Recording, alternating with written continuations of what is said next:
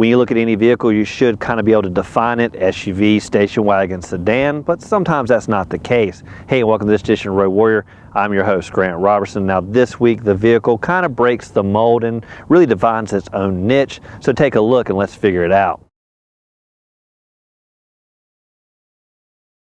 At first glance, maybe you can't define this vehicle because it's maybe an SUV, maybe a sedan, maybe a coupe. Well, actually, it's called the 2015 Bmw X4 and falls into the SAV segment, the sport activity vehicle. Now, if you're not familiar with this class, maybe it's its own little niche vehicle like the X4. So let's dive in and see what defines this vehicle.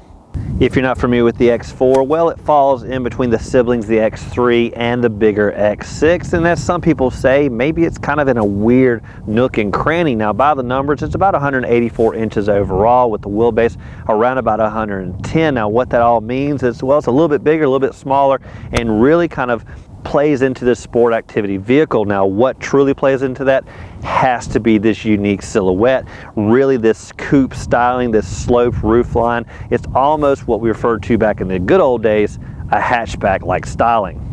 Now, looking at the silhouette just a little bit more, really this could be the Achilles heel for the X4 because you either love it or hate it. Now, the coupe styling, the definition of the SAV market, really is this sloped roof line. It comes all the way up, and stereotypical BMW fashion because they really put an emphasis on headroom over the front passengers and slightly sloped down here to the rear end to that kind of rear hatchback. With that sloped roofline like design, that's giving you kind of that SUV like quality, but where does that sedan styling come in? Well, pretty much through the front end. Now, by the numbers on the X3 comparison, it's about half a foot longer, but pretty much about 1.5 inches lower to the ground, getting a little bit lower center of gravity, maybe mimicking that kind of sedan like qualities. Getting down low, one important feature has to be the tires. Now, this was the M Sport Edition, which upgraded the wheels from standard 18-inch to 19-inch or 20-inch version like you see here. Now, as for the grip, you're looking at Performance 245 40s here in the front, Performance 275 35s in the rear. Last but not least is ground clearance, with this one getting pretty decent height at around about 8 inches. As we further diagnose really what this vehicle is, sweeping to the back end is traditionally where you're going to compare this to an SUV. Now, again, with this dramatic roofline, even though we're a little bit bigger than the X3, we do compromise kind of rear cargo, but we'll get into that in just a minute. But let's look at one cool feature on how to raise this rear deck. What's great about this kind of rear end has to be the innovation. Now, we talked about smart key systems all the time, and of course, a premium vehicle like this has it keep the key in your pocket. Now, at the rear end here, it does come automatically with the power lift hatch, but an option is the smart opener. Now, what does that really do? Pretty much walk up here, wave your foot a few times, and it's going to rise to the occasion. Now, that does seem kind of trivial, but it's just an added benefit should you have your arms all full of gear. Now, one thing to note, if you do that wrong, what's going to happen if you don't hold your foot? This is actually going to only raise just a few inches. So since this is just a hair bigger than the X3, you'd expect bigger amenities in the rear end, but that's not really the case. Now, looking at the numbers, you're looking at about 17.7 cubic feet of space. Compared to the X3, that's maybe about double that.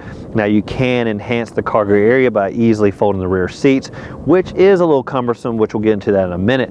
Now, under the rear floor here, what you're going to notice is a little bit of storage.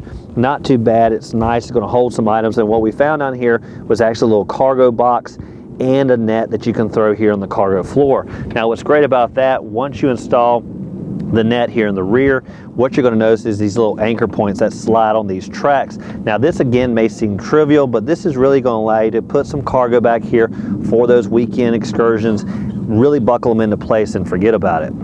With the definition of sport activity vehicle, makes this not really a cargo hauler, but more of an activityist. Now, what that means is really you're going to do things in this vehicle long before you haul items. But let's look at how you can transform that cargo into the passenger area.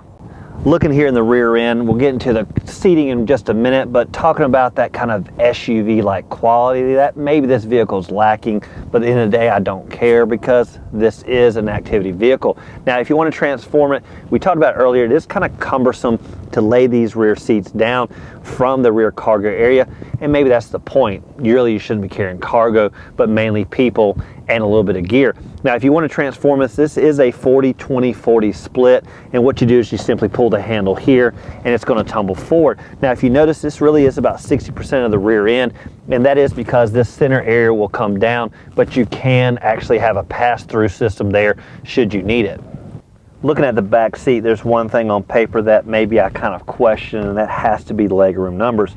No, I don't think they're lying, but actually think it feels a lot bigger than they're kind of leading on. Now, by the legroom numbers on paper, it's 34 inches, and like I said, anything under 35 is really going to be anemic, but with my 6-foot frame back here, I really have plenty of space. Now, the seating is a little bit lower, like we talked about earlier, makes my knees kind of go up just a hair, but other than that, the legroom to me is abundant. Now, when you look at the overall design, really it's kind of one big bench, a little bit of a hump in the middle, so 2 full-size adults are going to be easy back here with maybe a smaller individual in the middle.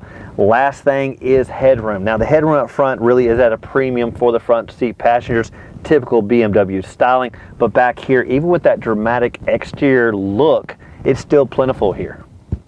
What I like on any vehicle is when they think about backseat comfort, and where you find that has to be in the vent controls. Now, this is more or less a tri-zone system. There's dual climate controls up front, but in the back what you have is a little bit of vent speed by closing or opening the vents.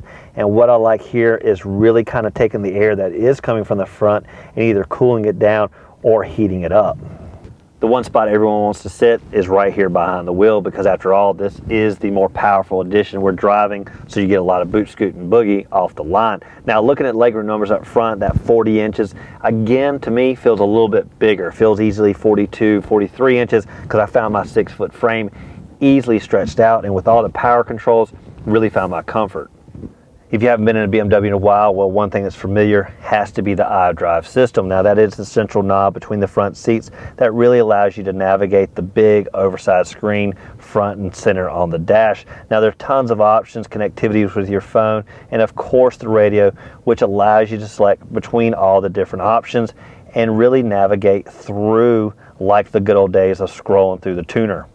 Now, the 8-speed automatic transmission does have a manual-like mode, and it couples it with paddle shifters there on the steering wheel. And when you match the rev, you're going to get a lot of boot, scoot, and boogie. Now, beside that is really the drive-in dynamics with 4 options, either the Sport Plus, the Sport, the Comfort, or the Economy Pro. Now, the 2 extremes really are the Sport Plus.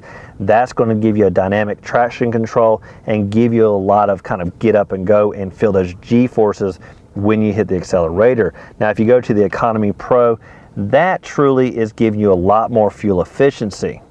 The X4 also features BMW's auto start stop function, which shuts off the engine when the vehicle comes to a stop. This would avoid wasting fuel when otherwise the vehicle will be idling. All X4 models have a sporty suspension setup and come standard with the xDrive, BMW's intelligent all-wheel drive system. Performance control is standard on the X4, and it uses dynamic stability control systems to direct power to the outside rear wheel when cornering, which improves traction, turn-in, and directional stability. Working in tandem with the standard variable sport steering, these systems allow the BMW X4 to deliver driving dynamics that would be expected in the ultimate driving machine. Now, when you're either parked or in reverse, you will have the ability to look at kind of a backup camera. That's going to give you nice sensors as you're backing up and really alert you to anything in the way. Even better, it opts for kind of a 360 view. Now, these are built-in cameras around the vehicle and kind of gives you that kind of eagle view down and really see surrounding objects kind of in a different view. One last interesting feature is the button found between the front seats. It looks like a mirror, and when you press it, it's going to give you a nice front view of the front of the vehicle. Now, this may be helpful or kind of random, but allows you maybe to get in those tight spots that you otherwise wouldn't see. Now, pretty much for climate control, it is pretty much straightforward and simple with basic knobs and controls, and specifically the good old digital display for the temperature reading. Now, I like the fact you can kind of heat up and cool down to your specifications. Now, just up above it, what I like for these central vents is another option to kind of adjust this temperature. Now, what you'll notice is the blue and the red, and what that allows you to do is actually adjust the temperature you set it at on the climate control to kind of a variation of what's coming out. Now, the X4 comes in 2 versions, either the xDrive 28i or the as tested xDrive 35i. Now, for the 28, that is a 2.0 liter 4-cylinder engine. For the 35, That's a 3.0 inline six. Now both of them come with twin turbochargers, but slightly different horsepower. Now by the numbers, you're looking at 240 horses on the 4-cylinder and 300 horses here on the 6. Now by the 0 to 60 numbers, you're looking at about 6 seconds on the smaller power plant and 5.2 seconds here on the bigger one. Safety is a key feature, and we kind of hit on the cameras that really surround this vehicle, but there's also a lot of sensors up front and in the rear end. Now other features, of course, are the lane departure system, the blind spot awareness, and all that really comes into play and helps the driver out.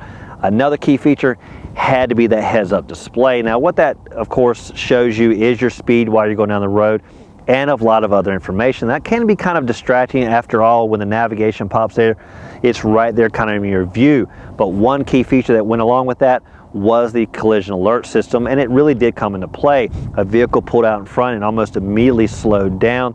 The vehicle knew it and alerted me with a big kind of red illumination on the windshield. Now if I hadn't braked in time, it would have done it for me, but thankfully we avoided a whole collision. That does for this edition of Road Warrior and our test drive behind the wheel of the 2015 BMW X4. Again, a hair bigger than the X3, a hair smaller than the X6. And what does that all mean? Well, it truly is a sport activity vehicle, really combining coupe, SUV, and everything. Now, it doesn't handle all the cargo you may think, handles people quite well, and has a decent power plant under the hood. So that is a true recipe for a great vehicle. Now, as always, thank you for watching this edition of Road Warrior. Keep both hands on the wheel and eyes straight ahead.